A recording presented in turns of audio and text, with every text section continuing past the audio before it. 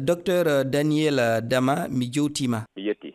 O hoorejo dina nasaraɓe Pape François woni ko faati hankin o maayi. Yewti en ko honɗum e nder toɓɓe tati walla e nder kelme tati ko honɗum mandetoɗa e gurdam Pape François? Ayi kanko gorko o Pape François o jiɗɗo Afrika sanne, o jiɗɗo Afrikaɓe, o jiɗɗo leyɗe ɓaleɓe. Non bo o jiɗɗo haala islama, o laatino higoɓe na bo mi wi'a wellijo mawɗo ɓe islama en. To noon kanko bo o haɓanino haala yimɓe talkaɓe e tampuɓe e yimɓe ɓe ngala daaɗe ɓe o wawata waɗana ɓe wata ɓe haɓana ko'e maɓɓe. To kanko daande makko ɓe nanino dow majjum. Kanko o laatino neɗɗo haɓano talkaɓe tampuɓe e yimɓe ɓe ɗo ngala sembe fa sanne. Ko sakiti majjum fu min paami kanko ɗum o ummanake haala sakalaaku o ɗo wonno hakkunde mawɓe maɓɓe ɗum ɓe ɗo laatino bana prêtre na bo mon père en ɓe mbiyata mon père en ko mbiyata pédophilie.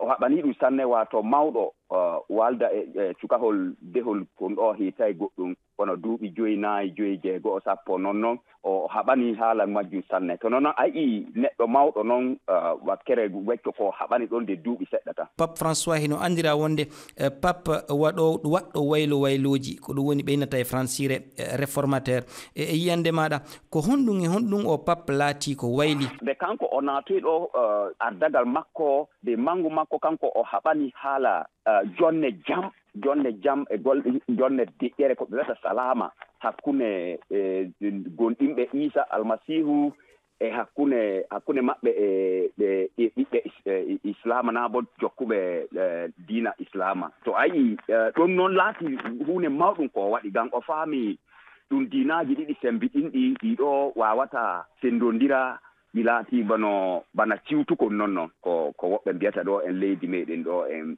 ɓe laati sikayi.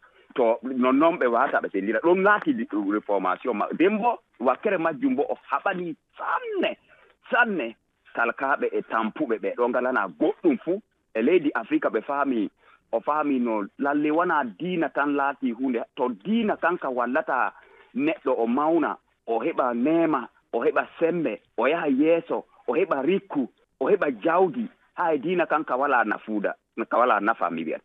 To ɗum noon woni réformation ji makko ɗi o ngaɗi de majju fuu. Ayi ɗum waɗi o wayliti ɗum inde makko kanko no o wi'ay kanko o Benoît 17 ɗum o e Pape François gomɓe sera jama'a ɓeɗo ngalana ko'e maɓɓe sembe fa ɓe tontano ko'e maɓɓe ɗum noon droit des humains to ɓe kalani ɗum ɗon kanjum ɗum o waɗani no kanjum ɓeyata les marginalisés wato ɓeɗo andaka les minorités.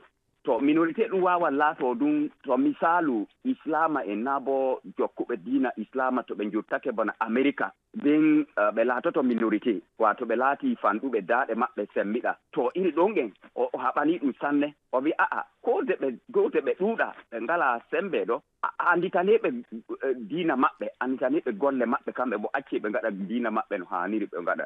Hol woni darnde Pape François faade Afrique? Ayi yimɓe ɓe ɗo ardaniɓe no Vatican ko ɓeyata Vatican ɗo fu diga ɓe jooɗoto kam fa yottago hande bono makko kam mi tammi to ɓe liman ɓurata ɗiɗo kanko ɗum min andi ɗum kanko kam o yiɗi Afrika fa wiytata o haalanayi Afrika ɗum waɗi noon koyɗe makko waɗi bono koyɗe 10 wargo Afrika ɗo ayi o yahi Kenya o yahi Centrafrique o yahi Uganda o yahi Égypte wato Misra o yahi Maroc Mozambique ayi Île Maurice Madagascar RDC wato République démocratique du Congo e Soudan Benoît 16 mo o jaɓani lamare na bo mo mangu ɗon e tango deɗiɗi tan o yahi Afrika o wari Afrika ɗo te weeti fu o haalanan haala Afrika.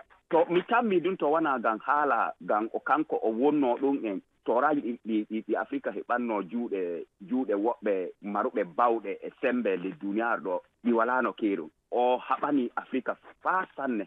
Ko holno lomtal makko waɗirta, noy lomtal makko laatorta? Kamɓe du faa jonkay a andi leydi vatican o wona seeto o maayi ɓe fuɗɗa waɗugo ka majjum. Ɓe arti ko ɓe dawri dow majjum ɗum ɓooyi, ngam kanjum ɓe wiyata il faut les institutions fortes pour une république. Wato haani to dokaji na semmiɗi leydi, kanjum noon wallata ɗum tora wonata ko dow haala moye laamoto, moye addoto, moye jaɓanta oya maayi. To ɓe arti ɓe timmini ɗum kam ɓooyi. To ko gaɗata noon tan haala ko ɓe wiyata protocole uji tan noon ɓe gaɗata, wato ɓe jokkan tan haala no haani ɓe gaɗa tan. Amma de balɗe seɗɗa ɗon to ɓe timmini haala wullugomo na bo woyugomo, a tawan jonkay ɓe heɓimo ɓe suɓata ɗum kam laatata ko tora mawka. Docteur Daniel Dama, mi yettima sanne, a jarama fofo. Mi yetti andu.